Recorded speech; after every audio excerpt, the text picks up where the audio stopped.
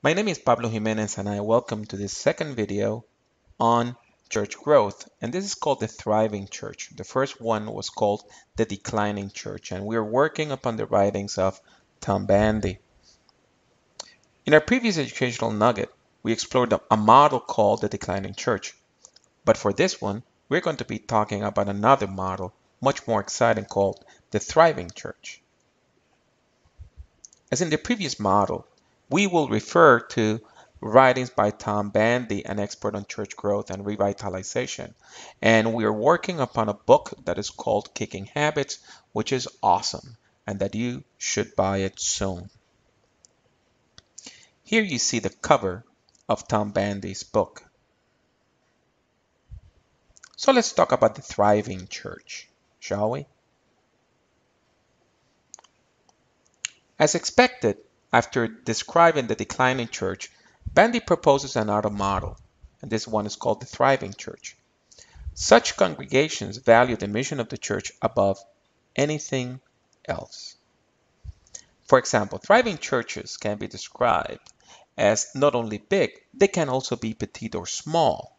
They can be of any number of shapes and sizes, and their characteristics can also be varied, and they can deal with different demographic realities of the population. The thriving church system is best served by an organization that encourages individual initiative, self-discovery, and deep spirituality. For me, this one is the best model. Among the traits of the thriving church, uh, I want to highlight four. The first one is that they are increasing the participation of the public in church life. The second one is that they are deepening the spirituality of adults, both within the church and beyond in the community. Third, they are multiplying the opportunities for discipleship. Institutional mission agendas are abandoned. They are all about mission and discipleship. And fourth, they're maximizing the impact of the gospel in the world. These congregations also understand that the faith development process goes through 5 stages, as in the previous model. The first stage is mission. Each congregation should find what their purpose or specific mission in the community is, and this mission should be stated briefly so that it can be written on a poster or a banner. The thriving congregation does not pressure visitors to become members of the church. By contrast, it stresses that not everyone can be a member, so it offers discipleship classes for new believers and also for people who want to move to this congregation from other congregations. The thriving church emphasizes that every believer should seek to reach maturity in the faith. But how? It is through the exercise of spiritual disciplines. For this reason, the thriving church offers several opportunities for faith growth and for faith development, helping people to discern the gifts and abilities that God has given them.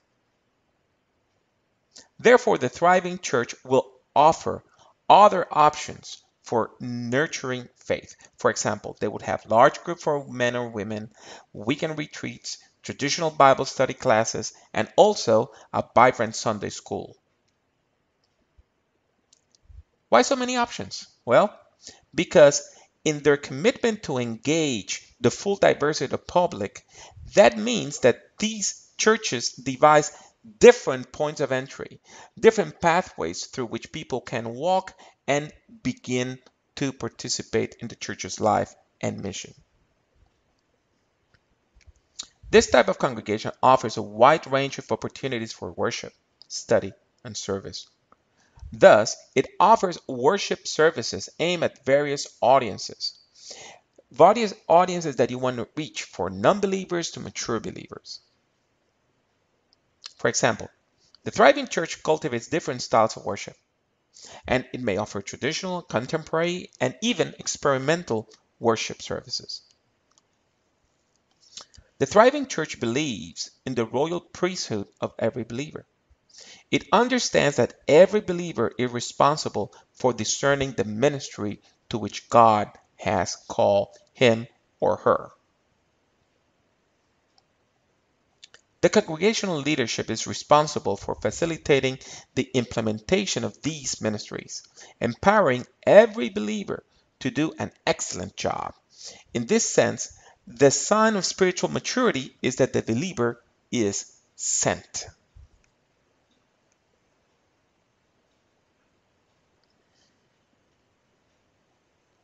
Here you see the model for growth in the thriving church. It begins from mission, and once the person is changed, then the person can become a member. The person then is led to discern his or her gifts. Then from there you go to maturity. The person feels called. The person begins to devise different abilities for worship, for service. The person is equipped, and then the person finds a ministry. That ministry becomes mission, and mission is the door by which people come to church. In this system, the minister has an educational role. The pastor is seen mainly as a teacher or as a coach. Of course, the pastor must see him or herself as a teacher or spiritual advisor in order for this to be feasible. The authentic call of Christ from the experience of the earliest church would be for congregational leaders to be visionaries, trainers, and motivators.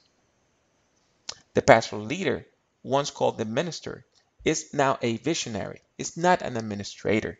The pastoral leader, once called the teaching elder, is now a trainer. It is a coach, a midwife, a mentor.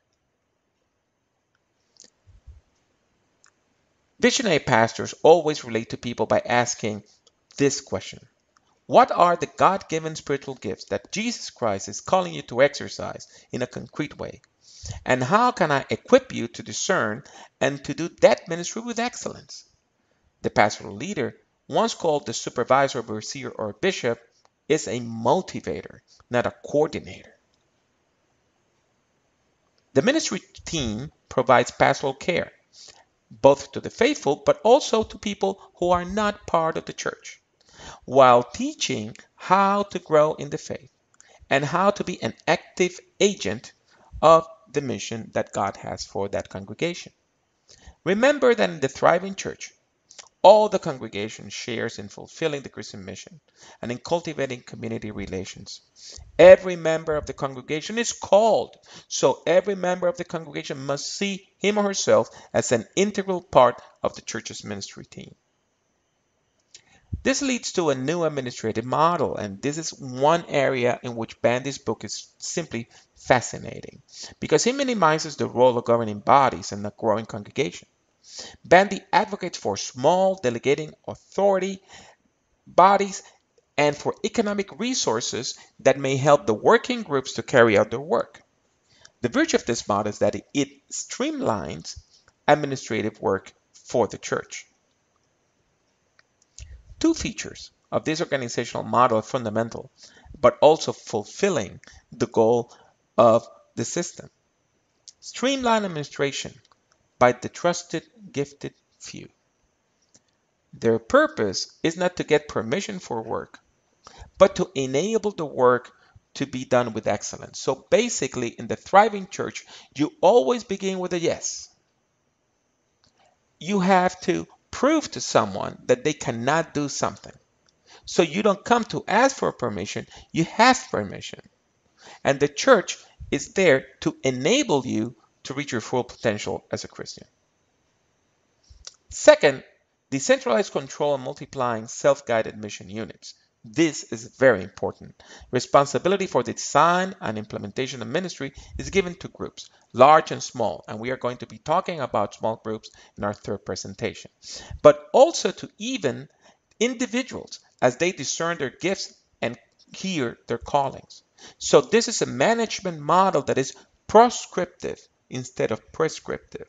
Instead of telling you what to do, it enables you to discern what is God is calling you to do. Now, the point is that spiritual maturity does not lead to management, but to ministry.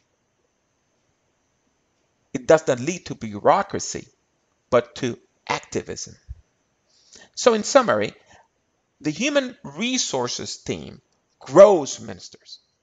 The pastoral leadership team trains ministers, and the administrative team deploys ministries.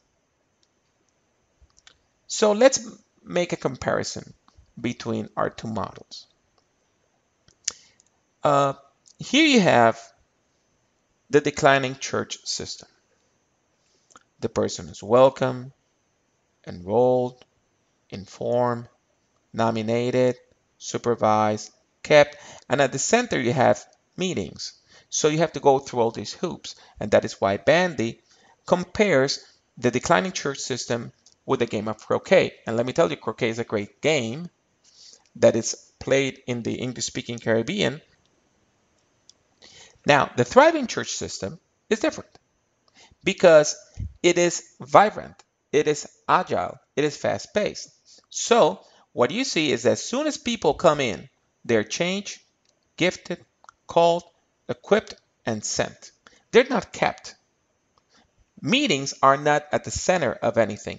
The movement from mission to mission, from enrolling in the mission to going and perform missionary works is the thrust of the church.